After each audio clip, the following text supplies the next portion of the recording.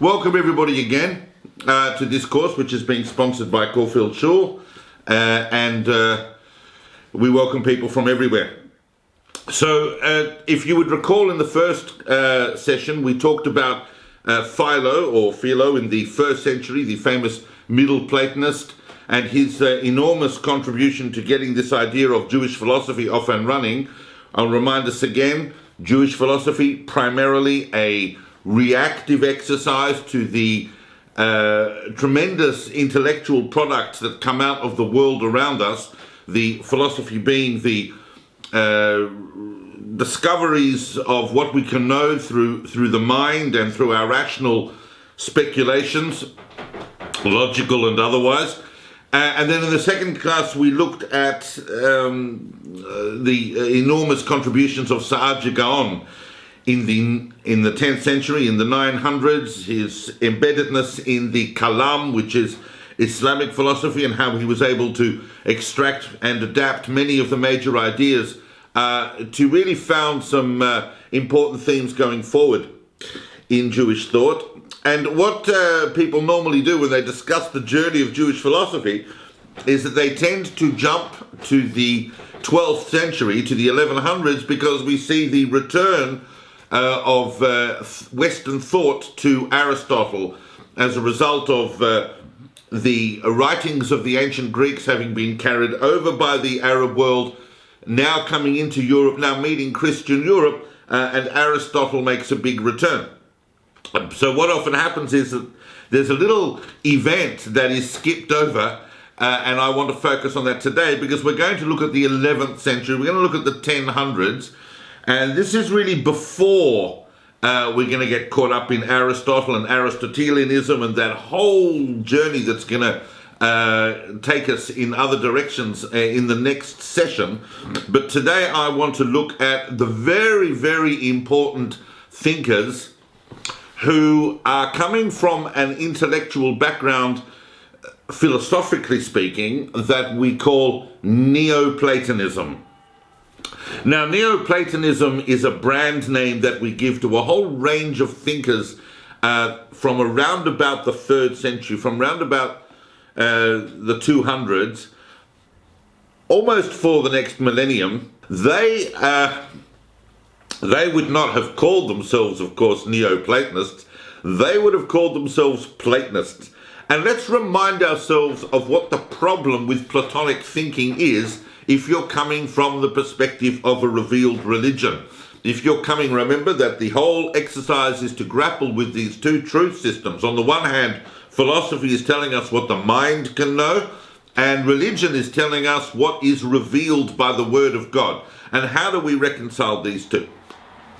But even without religion, Neoplatonists are trying to bridge the gap between the ultimate reality, and which is indivisible, perfect, and this one which is pluralistic and corrupt and so on. How do we bridge the gap? And we looked at various solutions.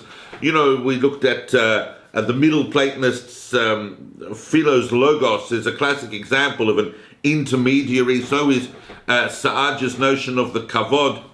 But the Neoplatonists are taking a slightly different direction. Very, very complex field of thought. But basically, what Neoplatonists are arguing is that there is an entire hierarchy of emanations that emerge from the higher reality. And we know that if already we're dealing with a perception that the true reality is the spiritual realm, then we're already dealing in a Platonic thought system. We're already in Plato's field, but we're bridging the gap by this process called emanation.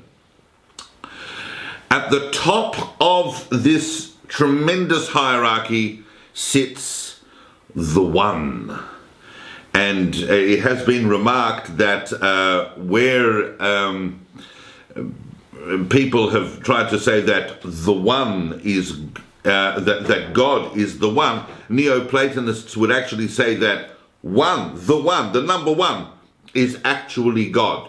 God is the One, is at the top of this hierarchy, completely devoid of attributes. All our knowledge of attributes comes from perceived objects. So the concepts that can be derived from perceived objects we can't derive them when we talk about the one. It is absolutely transcendent. But from the one emanates a great chain of being all the way down to earth in a gradual process of emanation where things become more and more materialized and more congealed. Neoplatonic thought, very complex. Normally there are different types of entities. They're often talking about a divine mind or a divine intellect, a world soul. I'm going to show you an example. This is not specifically any particular Neoplatonic scheme, but I'm going to show you an example of what a Neoplatonic hierarchy of emanations, and all the way from the one all the way down to earth. The other and one of the great metaphors that Neoplatonic thinking uses is this concept is the concept of light. So whereas the one is the source of light, and then with these various gradations as they come down all the way down to earth, the light gradually not only becomes congealed, it becomes more hidden. The Neoplatonists did not believe that evil had any independent agency, but that in fact that evil is simply the absence or deficiency of light. The Neoplatonists also have a notion of the soul, not just a world soul, but individual terrestrial souls, and that the soul is on a journey where it is here in this world, but it is constantly yearning to return to the one. So those two aspects, if you talk about the one and you talk about emanation, you're already in the Neoplatonic universe. Now, I want to focus on, if possible, three thinkers. One main one that is coming within that tradition and is making, once again, incalculable contributions to the stream of Jewish thought. And we want to place this person or these people historically. And I don't know if you heard about it, but we had an amazing community in Spain in the 10th and 11th, and to some extent the 12th centuries, which we call the Golden Age of Spain, because Jews in Spain under the Cordovan Caliphate and so on were really able to aspire to the highest levels of culture and art and literature and philosophy and so on. And it didn't take us long to produce some amazing thinkers in that environment. And I'm just going to show you now what I'm talking about. Those of you who've done my history course will know, or who've done it recently will be familiar with this.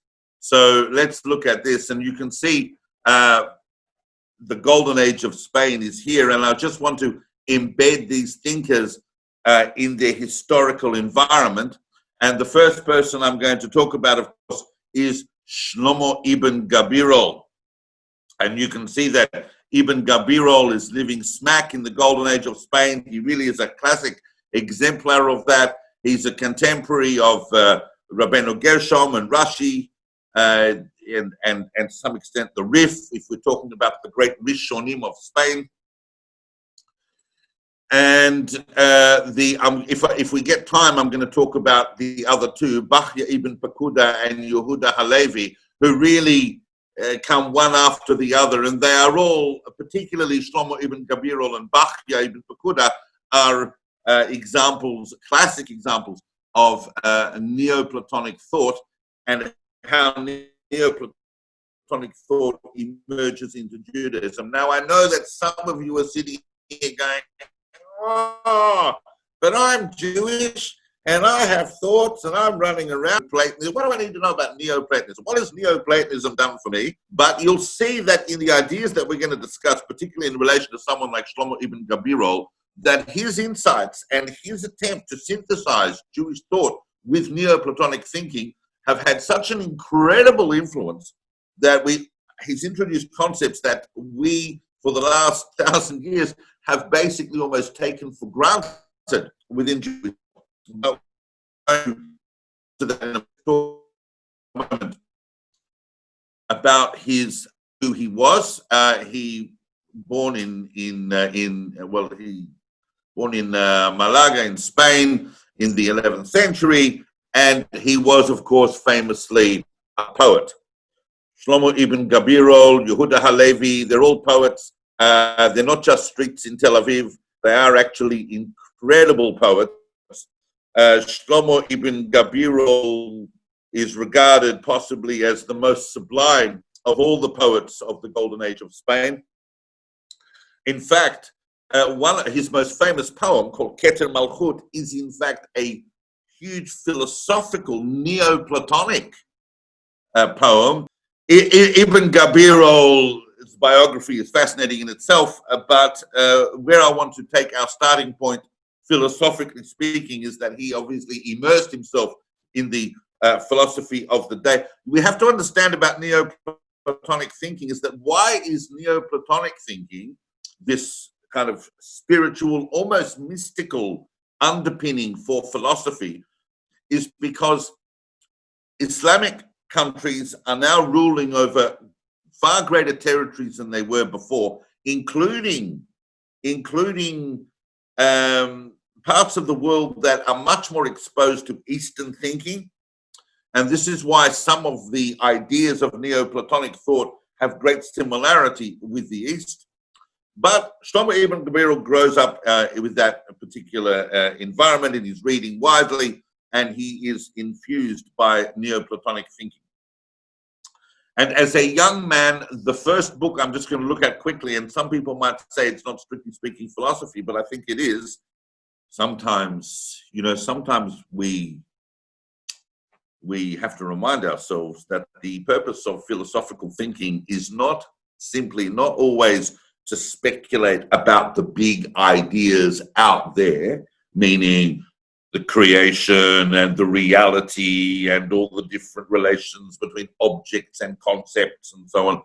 But very often philosophy is a whole aspect of philosophy where we are looking at the inner self, and we are looking at ethics, and we are looking at how to behave. What can the human mind tell us about how to behave as human beings? The whole subject of ethics. And as a young man, Shlomo ibn Gabirol wrote a remarkable book called Tikkun Midot HaNefesh, The Correction of the Attributes of the Soul. Is a clunky but accurate translation. And he wrote this in his early 20s. I mean, you can imagine someone writing in their early 20s a book about how to be a more refined and better person. It's not a very usual thing. And in this book, and we know that he gives himself away as a Neoplatonist, because in the introduction to the book, Shlomo ibn Gabirol refers to God as Ha'echad, Hakadmon Harishon, the one, the eternal, the primordial, the first. And already we can see that he's edging towards this Neoplatonic perspective, not only of calling God nothing but the one, but that also God has essential attributes. That's the idea of Hakadmon, and active attributes, which means how the one emanates in relation to creation, in which case the one is not going to be just the one, but is going to be the first. And in this text, Shlomo ibn Gabirol does something very interesting, and I'm going to highlight this because it's a fascinating aspect of the two books that we're going to look at, is that here is a text on morals and ethics that has no overt reference to Judaism or any other religion. Shlomo ibn Gabirol writes a book that is fundamentally a universal text. It could be read by anybody. It just simply focuses on how to be a better person. And it takes as its basis the idea that the human being is a microcosm of the universe.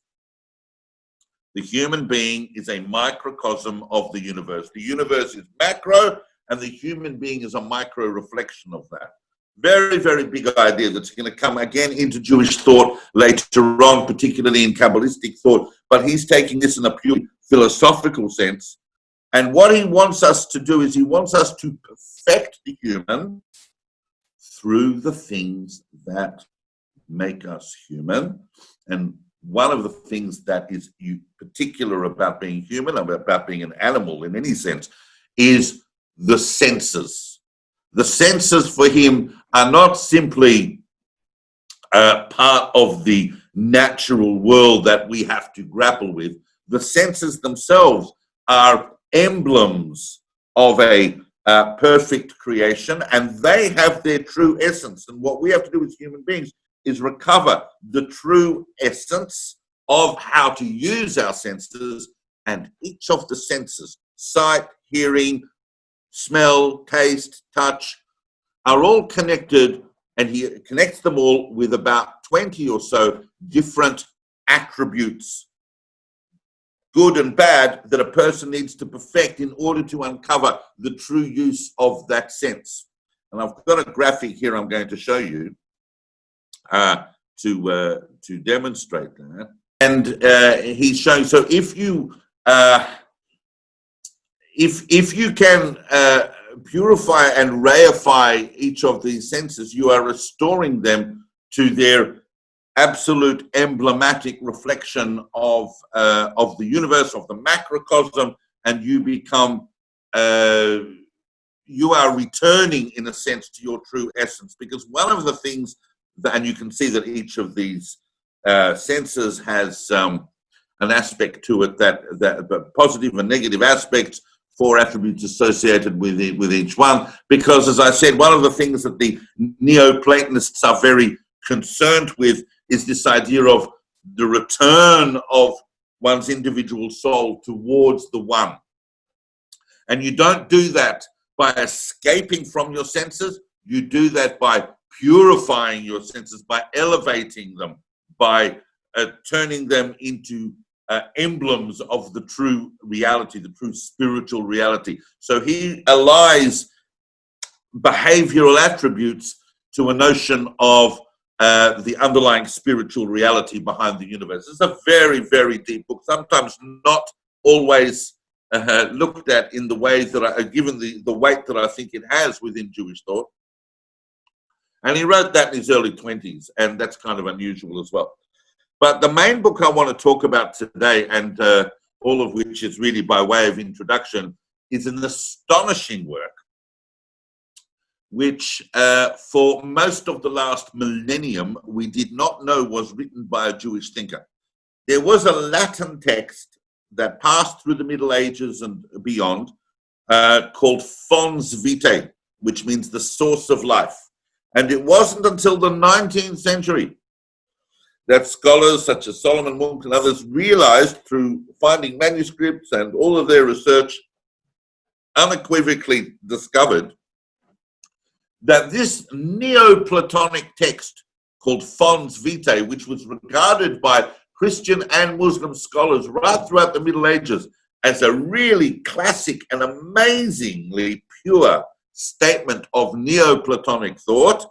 And Christians thought maybe it was a Christian, the Muslims thought maybe it was a Muslim, but scholars in the 19th century discovered that Fons Vitae was in fact the Makor Chaim of Shlomo ibn Gvirol, a book called Makor Chaim, meaning, as what Fons Vitae means, the source of life. And Makor Chaim is a remarkable book because Shlomo ibn Gvirol clearly challenged himself to write a philosophical text that, and listen to what I'm saying because it's remarkable, people just don't easily do this today, to write a philosophical text that was both completely universalist, meaning it could speak to anyone, but was at the same time completely consistent with Jewish thought and values. And that's not simple because, as you might have heard, Judaism often gets very caught up in particulars, in the particularity of the Jewish people, in the particularity of what we have to do in the world, the particularity of the Jewish journey. Judaism has many, many universal statements, but it's not easy to write a philosophical text that's consistent with Jewish thought and at the same time will speak to everyone. That's an interesting facet. There's no quotations from the Bible. There's no overt references to Judaism. The only philosopher mentioned is Plato, and it is a pure analysis of the Neoplatonic view of reality. And here's what's unique about it. First of all, we need to understand that Shlomo ibn Gabirol wants us to understand that in his philosophical speculations, there are three really important topics that we need to understand. One is the divine essence, which could also be called a primal cause. And I've got to tell you that, as strange as this might sound, the divine essence is not entirely synonymous with the one. It kind of is, but already if we're talking about a concept called divine essence, we're already saying something about the one. So we're already at a first level of emanation when we talk about divine essence. But it's a very important topic Shlomo ibn Gabirol wants us to understand. He also wants us to understand the concept of divine will, which is the next emanation after essence. But the really, really, really big subject he wants us to get our head around, and in the time we have today, it's not going to be that simple, but it's the concepts of matter and form.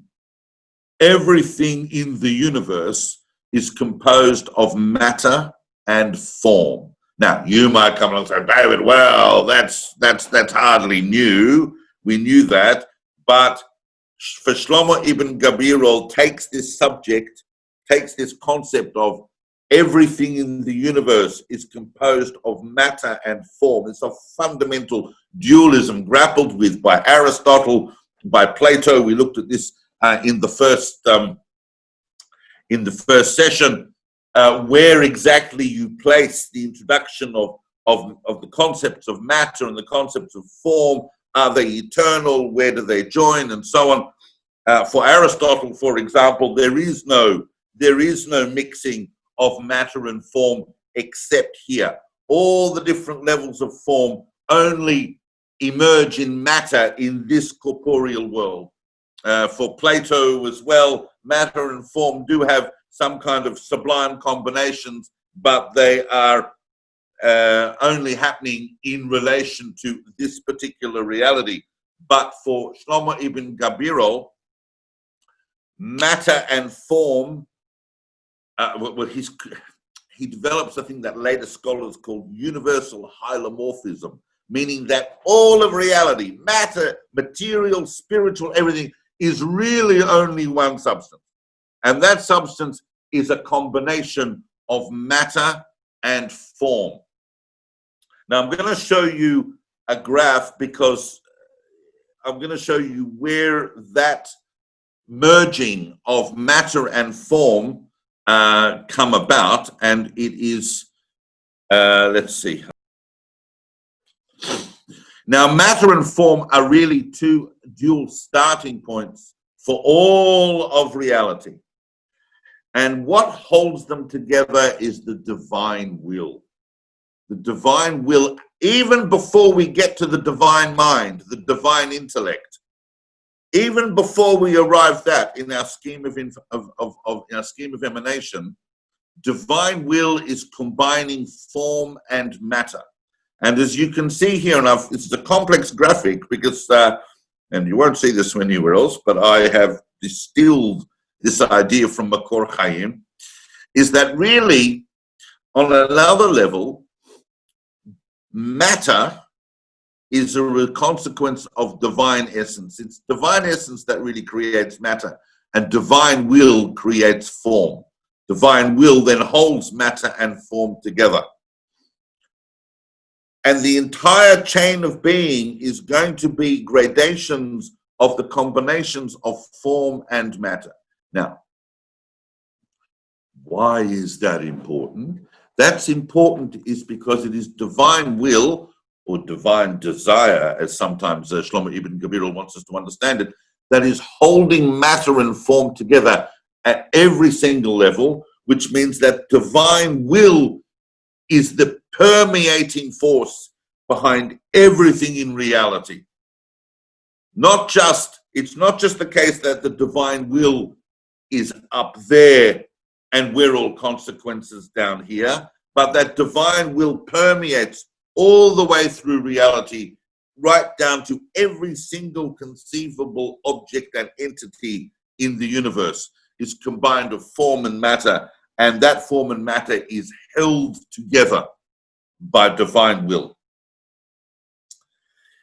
And Shlomo Ibn Gabirol is also talking about the soul, because the soul wants, in classic Neoplatonic fashion, the soul wants to return to the one. And that is humanity's ethical imperative. Humanity is given, and he comes back to the ideas of Tikkun Midot HaNefesh. Humanity, a human being, the soul of a human being, is given access to the senses in order to attain the knowledge of forms. And by the knowledge of forms in matter, we reify our souls and return to our true essence. Not like the Gnostics would say that we have to escape this reality, but within this reality, we can become more and more our true selves, which are humanity is a direct reflection of the macrocosm and has a direct royal road, if you like, to connecting to the one, to connecting to the divine reality.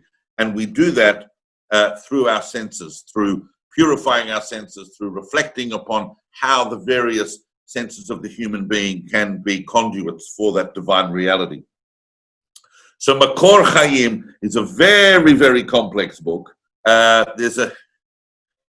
Sometimes this idea of form and matter can get away from people. I mean, Keter Malchut, once again, is an immense poem that is reflective of these ideas. One way of understanding is that Ibn Gabirol gives us an analogy, gives us a mashal inside Makor Chaim, where he talks about how creation is spoken.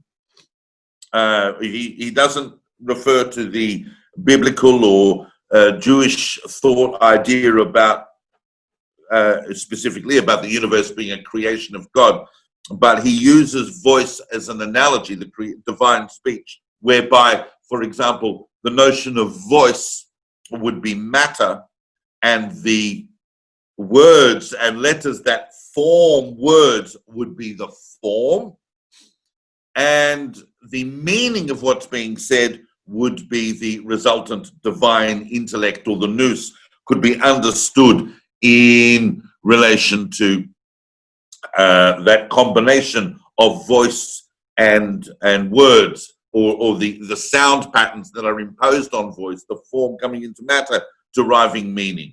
But that's just an analogy he gives us. I'm trying now to clarify this. It's not easy to talk about Shlomo Ibn Gabirol too extensively in a session of this length. But if we understand the notion that of the one, we understand the notion of emanation, and particularly the notion of form and matter and divine will permeating all of reality.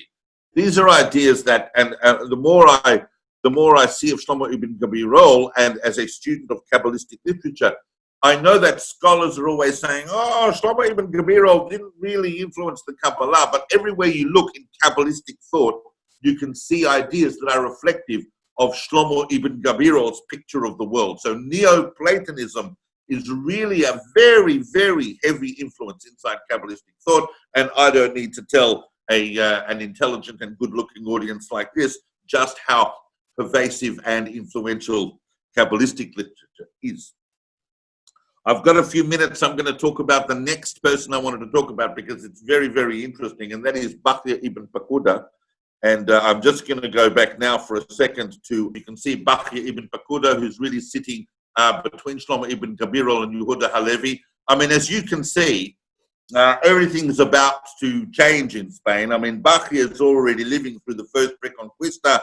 the Almohads around the corner. Yehuda Halevi is going to be living in that time between the Reconquisters. That's going to define his intellectual projects and concerns. But Bachya ibn Pakuda is a classic Neoplatonic thinker who is concerned primarily with ethics.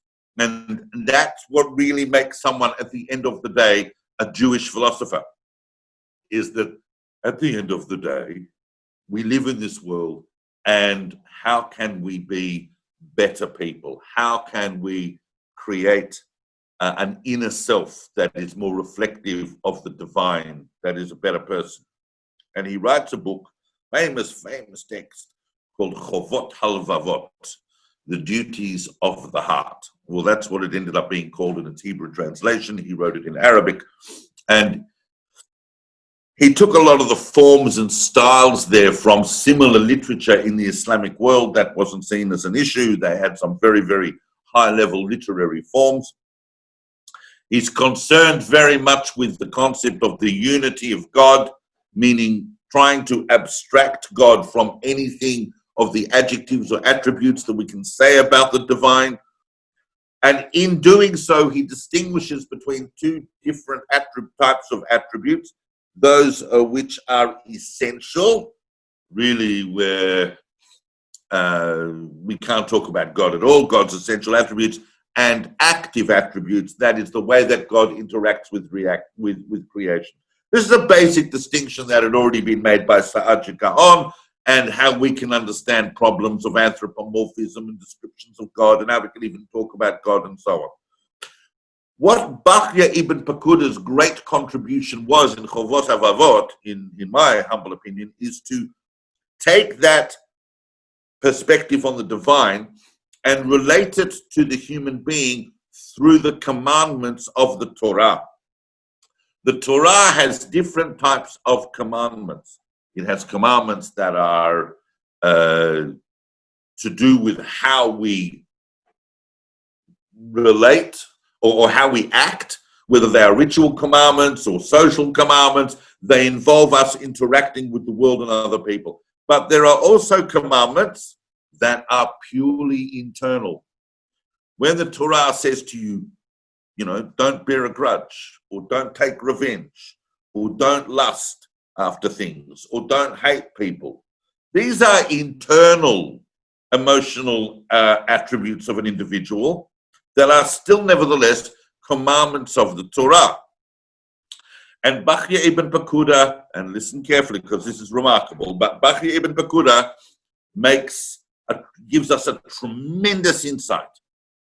And it's this: in relation to all the different other ritual and social commandments, you can understand them or you could not understand them. They might lend themselves to rational comprehension or not.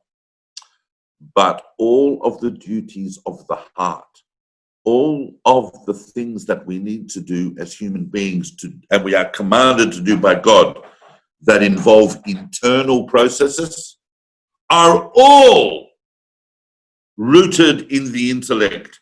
They are all capable of reason. They are all capable of arriving at philosophically, and therefore we have a duty to arrive at them rationally and reasonably, and to work with our minds to understand the importance of fixing those attributes and purifying ourselves as human beings. It's a huge insight. In other words, regardless of how many commandments of the Torah you understand, you are perfectly capable of working with your mind rationally to improve yourself as a human being in terms of your inner qualities.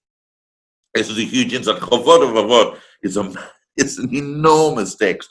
It feels almost obscene to summarize it in just a few minutes. He goes into almost every aspect of moral behavior and so on. It really, really is a classic of Jewish thought, but it is grounded, its perspective on the world is grounded in Neoplatonic thinking. And Neoplatonic thinking, which had evolved, first of all, from Plotinus and through Porphyry and Proclus, and I didn't mention this before, all the great thinkers of the Neoplatonic tradition, but they are all there on the bookshelf, and you're welcome to read them. I always recommend people going back to Plotinus every few years, just to, especially people that don't take mind-altering substances, probably could do with a bit of Plotinus, because it's a good substitute for that. Now, the third thinker that I just want to briefly touch upon is the third in that series, and that is Yehuda Halevi. And in some ways, Yehuda Halevi doesn't need any introduction, but we'll introduce him nevertheless. He is an enormous poet, living right at the end of the golden age of Spain, because he's going to witness the Almohad sweeping through, and he's going to try and go to Israel, and he's got a whole legendary history as well. And why he is of interest to us as a philosophy, in a course on philosophy, is because apart from the fact that he has his own Neoplatonic perspectives, but as you would be aware, Yehuda Halevi wrote a famous book called the Kuzari. And in the Kuzari, he romantically envisages a discussion that had happened several hundred years before, when Bulan, the king of the Khazars in the 8th century, had basically converted his state religion to Judaism. And in advance of this, in the speculative romance of Yehuda Halevi, he had invited to discuss with him. The king had a dream. He'd had a dream that God said, "Oh, I'm happy with your intentions, but I don't like your actions. You need to find yourself the right path." So he invites a Christian priest, an Islamic imam, a rabbi, and a philosopher. And he has discussions. And of course, the vast majority of the text is involved in his discussions with the rabbi, because eventually he converts to Judaism. But the first few pages, he's dealing with everything else. And it's very interesting that Yehuda Halevi's philosopher presents very cogent arguments, and even in the couple of pages that the Kuzari is dealing with philosophy, you can see that the classic philosophical position that Yehuda Halevi is presenting on behalf of philosophy is fundamentally a Neoplatonic position, because that would have been the guiding kind of philosophical picture in Spain in the Golden Age. With the addition, by the way, of because now we've had Avicenna, and we've had other thinkers who have started to introduce a little bit more pure Aristotelianism into the medieval picture. So he's already talking about a concept that we're going to be talking about in a couple of weeks, the concept of the active intellect, very big for the Rambam and so on. And already that's just starting to creep into the picture. And it's interesting because the philosopher's arguments are basically agreed to by the king as a picture of reality, but they are refuted because they do not contain any guidance for life. They don't really tell the king what he's meant to do. And also importantly, and this is big for Yehuda Halevi, philosophy cannot arrive at prophecy. In other words, you can perfect yourself as much as you can, as this philosopher in the book had, but philosophy doesn't produce prophets. It doesn't produce people who are direct, expressive conduits of the divine will. And we're going to see this in the next century with the welding of Aristotelian thought into Jewish thought. Is we're going to try and define what prophets are, because Judaism is so dependent upon its prophetic tradition for the revealed word of God. So how does prophecy fit into this whole picture of the universe? It has to be explained rationally. And because philosophy couldn't account for prophecy, as well as the fact that it couldn't even really tell the king what he should be doing as an active praxis in the world, is that ultimately philosophy was rejected by the king. But the picture presented by the Kuzari, and I urge you all to read the Kuzari, because it's a foundational text of Jewish thought, is nevertheless Neoplatonic, and a classic picture of the way in which philosophy progresses throughout the Middle Ages. So what I wanted to do today was to cover the Neoplatonists. I wanted to look at Shlomo ibn Gabirol, Bachya ibn Pekuda, and Yehuda Halevi, as making tremendously foundational contributions to the journey that we're going to go on. It's very difficult to understand subsequent Jewish thought unless we take account of those thinkers, and I'm very pleased we have the opportunity to do that today. I will remind people that next week we are not having a session because it is, of course, the festival of Shavuot, and I hope that everybody has a very nice Shavuot, where most places are not doing Tikkun Leil this year, but nevertheless, there's nothing to stop people sitting at home and studying all night if they wish. And if you want to do that and you're looking for a philosophical text, I couldn't recommend anything more than, say, the Kuzari would be an excellent place to start. In fact, I've just reminded myself that maybe I'll read the Kuzari on Shavuot night. That sounds like a good idea. But I hope that everyone stays healthy and well, and that I know that I have been very, very summary in my discussions today, but hopefully we've opened the door to further thought, because I think there will be a return to the thought of Shlomo ibn Gabirol in Jewish thought. I don't think that we have fully absorbed and accounted for his incredible picture as outlined in Makor Chaim, and it does show, and I'll just finish on this point, is that Judaism is perfectly capable of producing universalist statements that can speak to all of humanity, but grounded ultimately in the Jewish idea that at the end of the day, we have to improve ourselves as human beings in the world. So thank you for listening to that, and I will see you soon.